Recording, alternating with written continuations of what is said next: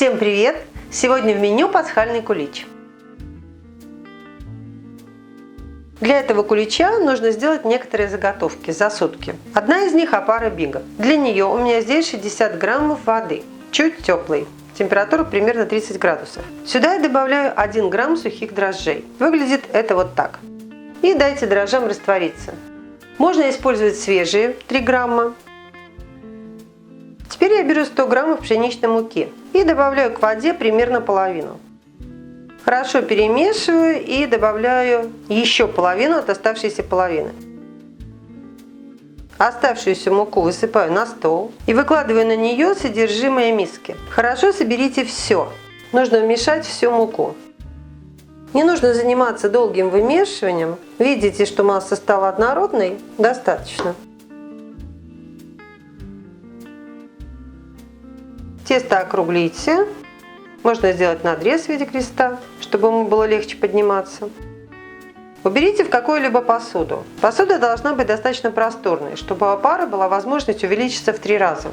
Неплотно прикройте ее и оставьте при комнатной температуре на час-полтора. Видите, что произошло у меня за час с небольшим? Вот у вас должно быть то же самое. И теперь эту опару я убираю в холодильник на 24 часа. Следующая заготовка, которую нужно сделать, это ароматный мед. Здесь у меня 50 граммов. Можете немного его нагреть. И сюда я добавляю цедру одного лимона, апельсина и лайма.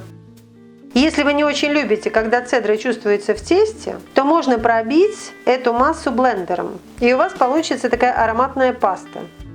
Затягиваю пленку и убираю в холодильник. Следующая заготовка. Складываю в банку 100 граммов апельсиновых цукатов. Если у вас цукаты крупные, предварительно их измельчите ножом. Сюда же я добавляю 50 граммов светлого изюма. Так как он был у меня очень крупный, в отличие от цукатов, я его нарезала. 50 граммов темного изюма. Акела промахнулся. И 50 граммов вяленой клюквы. Но это я уже от себя. Можете заменить ее каким-либо из изюмов. В общем, все про все 250 граммов, не больше. В тесто пойдет еще 50 граммов орехов, и оно просто больше не возьмет. Наливаю в банку 100 граммов темного рома. Ярые противники алкоголя могут заменить его апельсиновым соком или взять пополам ром и сок. Эту баночку я тоже оставляю до следующего дня и буду периодически ее встряхивать или вот так переворачивать. Дорогие друзья, перед тем как продолжить, я предлагаю тем, кто не подписан на наш канал, подписаться.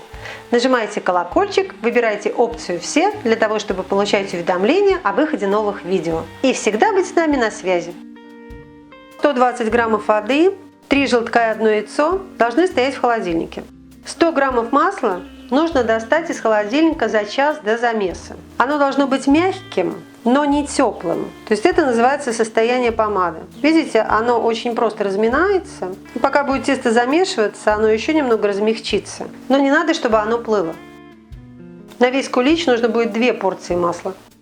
Беру 50 граммов воды комнатной температуры. Добавляю к ней 15 граммов прессованных дрожжей. Сухих в 3 раза меньше. Но в этом рецепте, конечно же, не обязательно использовать сухие дрожжи для предварительной закваски и потом свежие. Используйте какие-то одни. Просто вчера у меня свежих не было, и я закваску сделала на сухих. А потом сходила и купила свежие. Дрожжи размешайте. В дежу или в миску налейте 100 граммов холодной воды, у меня прямо из холодильника. Насыпьте в нее 80 граммов сахара, и слегка его размешайте. Сюда же добавьте 300 граммов муки. Из холодильника достаньте вчерашнюю закваску. Начинайте смешивать продукты. Вылейте дрожжевую болтушку. Достаньте закваску рукой и начинайте отрывать от нее кусочки и добавлять. Пусть вмешивается. Очень-очень нужна сильная мука с содержанием белка процентов 13. В идеале Манитоба. Если такой у вас нет, берите хорошую, проверенную, на которой вы уже пекли дрожжевую выпечку, и она вас не подводила. В тесте очень много сдобы. Плохая мука его не поднимет. Здесь у меня 3 желтка и 1 целое яйцо. Общий вес 100 граммов. И для удобства я перемешаю. Когда тесто стало однородным, начинайте вводить желтки. Постепенно. Каждая следующая порция только тогда, когда вмешалась предыдущая. Большие порции не вводите, разделите лучше даже на 5-6, будет быстрее. И периодически миксеру помогайте.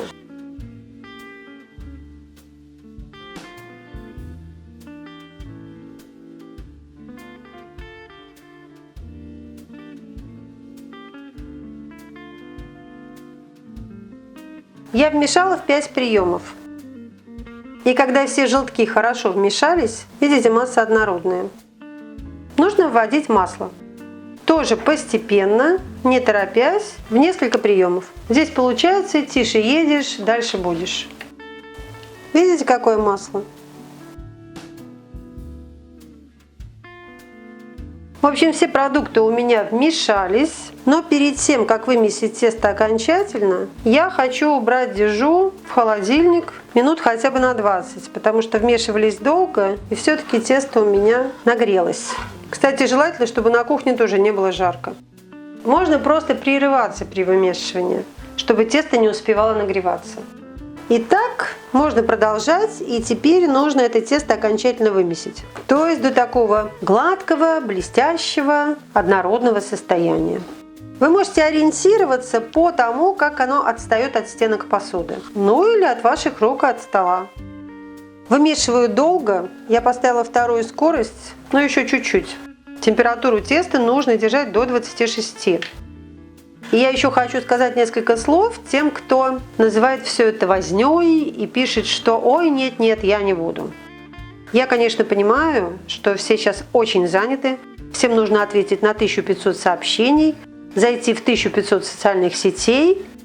Ребята, вспомните про культуру приготовления пасхальных куличей. Наши бабушки, несмотря на свою занятость, делали это, можно сказать, даже с почтением. Времени не жалели, и я думаю, что вы тоже сможете выделить день для того, чтобы приготовить хороший пасхальный кулич.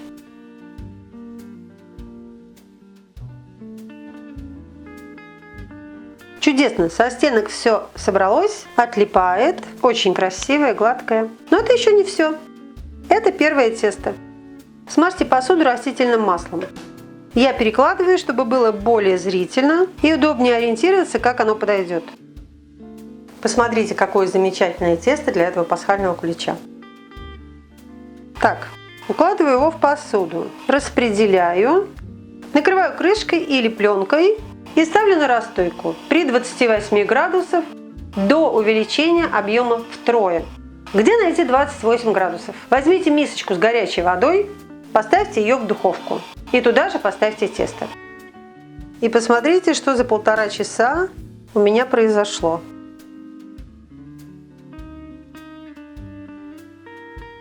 Я немного смазала руки растительным маслом, можно просто смочить их водой.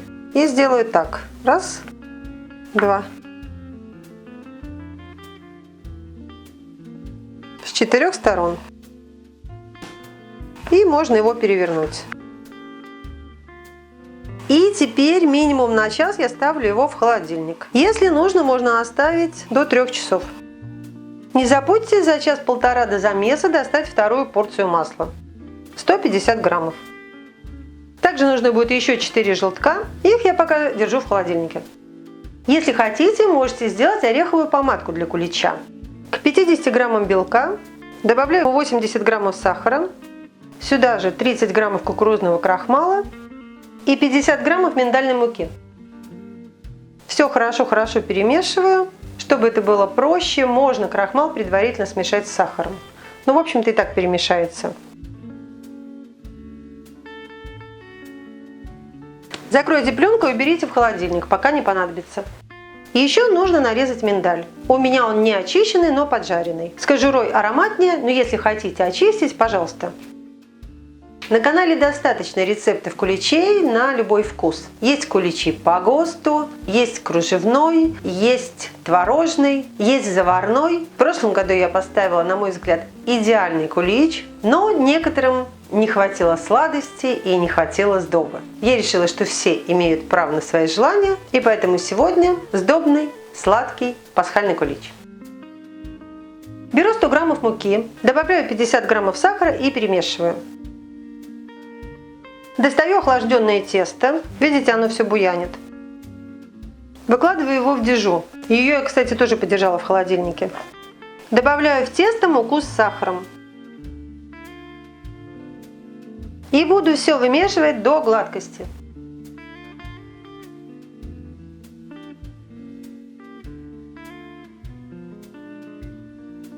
Когда мука перемешалась, скорость можно увеличить. Периодически тесто снимаете с крюка.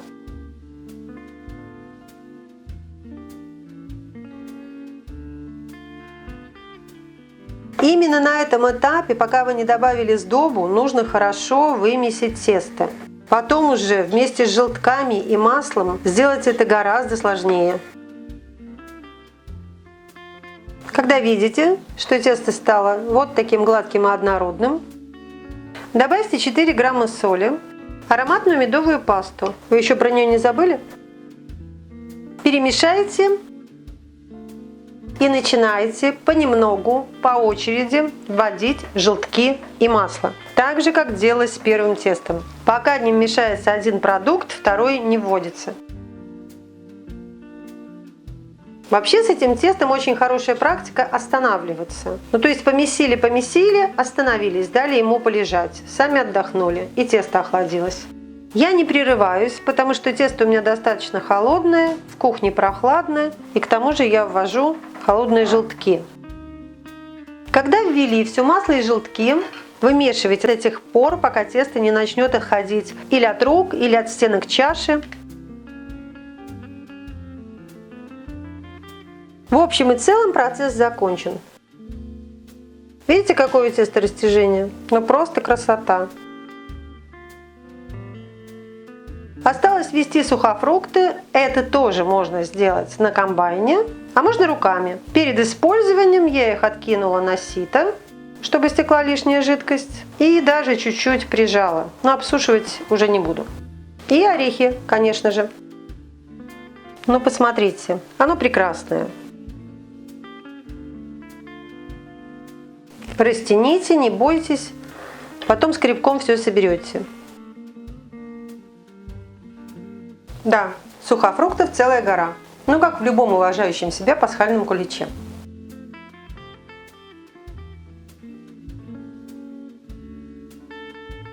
Скребком подтягиваю и накрываю. И с обратной стороны.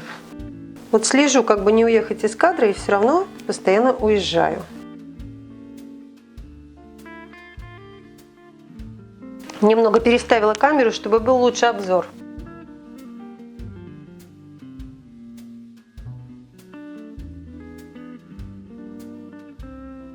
Как при вымешивании.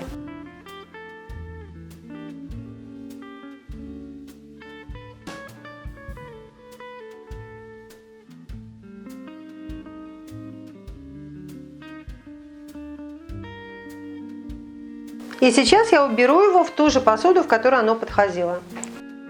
Я ее смазала растительным маслом, немного смазала руки. И я, кстати, взвешу сейчас тесто. Вы его, главное, не бойтесь.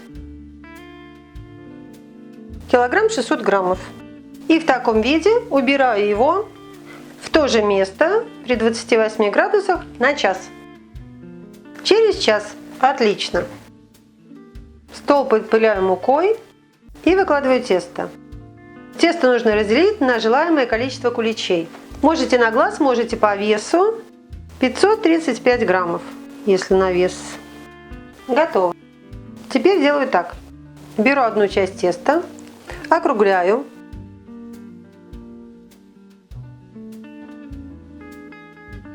И подкатываю.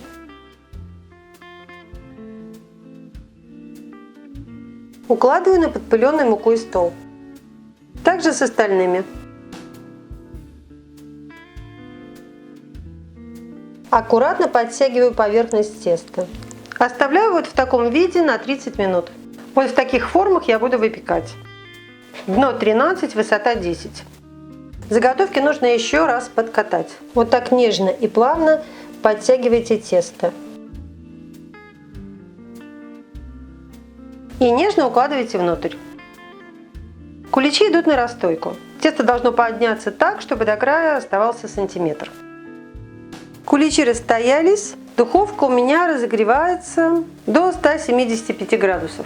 Ореховую помаду я переложила в кондитерский мешок. И теперь я покрою поверхность куличей.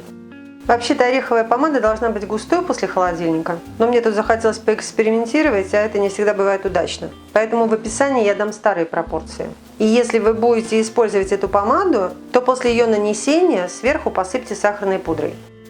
Ставлю в духовку, температуру сразу снижаю до 160 градусов. Но если духовка у вас слабая, поставьте 165. Если есть градусник, то через полчаса можете щуп вставить. Ну вот, красавцы готовы. Я их держала до температуры 94 градуса внутри, и на это у меня ушло 55 минут. Так как я несколько промахнулась с помадой, я присыпала 2 кулича миндальными лепестками, а один оставила так. Теперь нужно сделать следующее. Нужно очень аккуратно деревянными шпажками проколоть куличи и подвесить их вниз головой. Итак, я оставляю их часов на 10, ну, в общем-то, до следующего дня. Когда куличи остыли, спицы нужно удалить, а сверху посыпать пудрой, раз уж не получилось это сделать перед выпечкой. Вот такие пасхальные куличи у меня получились, и обязательно получится у вас. Непременно приготовьте, а я желаю вам приятного аппетита. Что еще хочу сказать? Для такого теста формы лучше выбирать пожестче, потому что, видите, эти очень тонкие, и им очень трудно удержать форму. Или можно такие формы вставить одна в другую, например, 2 или даже 3. Ну посмотрите, какая красота! Волшебный пасхальный кулич.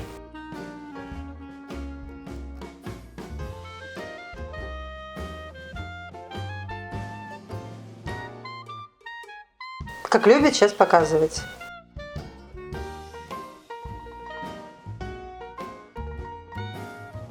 Пущу на пробу эту бедную измученную четвертинку кулича. Одно могу сказать точно. Этот пасхальный кулич понравится и тем, кто любит нежное, воздушное, и тем, кто любит сдобное, и тем, кто любит сладкое, и тем, кто любит не сухое. Короче говоря, всем. Честно говоря, даже не знаю, что тут комментировать. По-моему, так все понятно. Нежный-нежный, сдобный-сдобный, сладкий, но не излишне. Все же, не могла переступить через себя. Чудесный. Творите, и будет вам счастье. Да, оторваться сложно, чтобы не сказать невозможно. Может быть и не панеттоне, но очень близко к тому.